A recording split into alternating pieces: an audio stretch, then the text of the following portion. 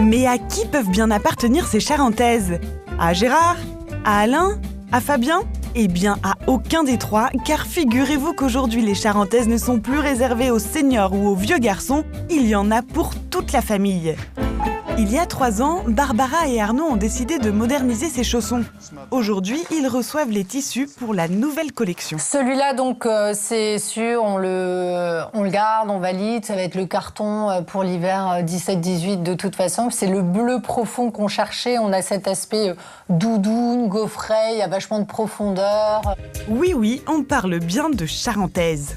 La charentaise, c'est un accessoire de mode. Enfin, nous, on l'envisage en tout cas comme un accessoire de mode. Donc, il faut aussi suivre les couleurs, les formes. Et également les matières. Camouflage, fluo, brillante, montante, en jean, en cuir. Ici, les charentaises sont vendues entre 49 et 69 €.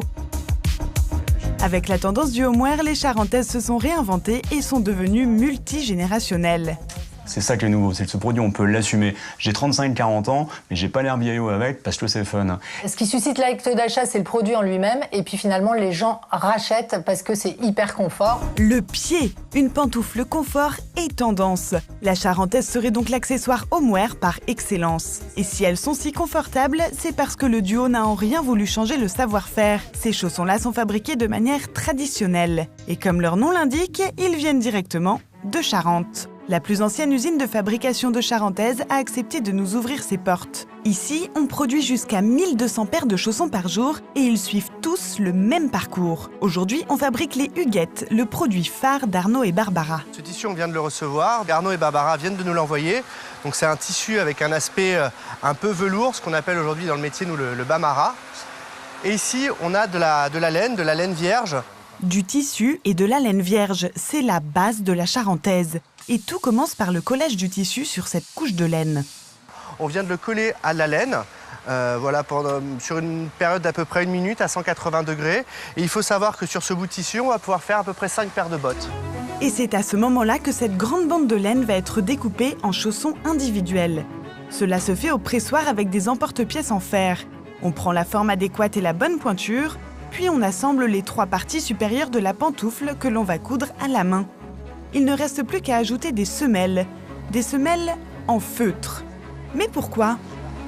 Le feutre, c'est tout simplement de la laine qu'on va passer dans un bain pendant à peu près 24 heures. La laine, ce sera gorgée d'eau, on va le laisser sécher et ça va nous donner une certaine rigidité. L'idée, c'est qu'une semelle puisse quand même être une vraie semelle et que le pied puisse avoir un certain confort et une tenue. Elle reste donc confortable grâce aux qualités de la laine. Et pour qu'on se sente vraiment bien dans ses ses pantoufles, il y a une astuce. Donc ici, on a coupé ce qu'on appelle dans notre jargon les douillettes. Donc c'est la matière qui va directement être en contact avec votre pied à l'intérieur du chausson. On l'appelle douillette parce qu'effectivement, c'est quelque chose de très douillet et qui va apporter vraiment du confort au chausson. Et cette semelle intérieure de 5 à 10 mm d'épaisseur, elle aussi est en laine. Résultat, c'est chaud et confortable, mais surtout anti-transpirant. Ensuite vient l'étape primordiale de la vraie charentaise, le cousu retourné. C'est le savoir-faire qui a fait la renommée de ces pantoufles. Les 2 semelles sont cousues à l'envers avec cette énorme aiguille. Comme elle est courbe, elle ne traversera pas la semelle. Donc le fait que ce point soit à l'intérieur, ça permettait d'avoir un chausson un peu plus solide et que le point dure plus longtemps. Nous, on a gardé cette méthode traditionnelle de fabrication et en plus, il y a un vrai côté esthétique parce qu'on ne va pas voir le point sur le chausson lorsque le chausson est retourné. Et voilà! Il reste quand même une étape, et pas des moindres, la sublimation de la pantoufle. On a une charentaise qui vient juste d'être retournée. Comme vous pouvez voir, elle n'a pas vraiment une très très belle forme. Donc afin de la rendre un peu plus jolie pour le commerce, on va la placer sur des formes chaudes.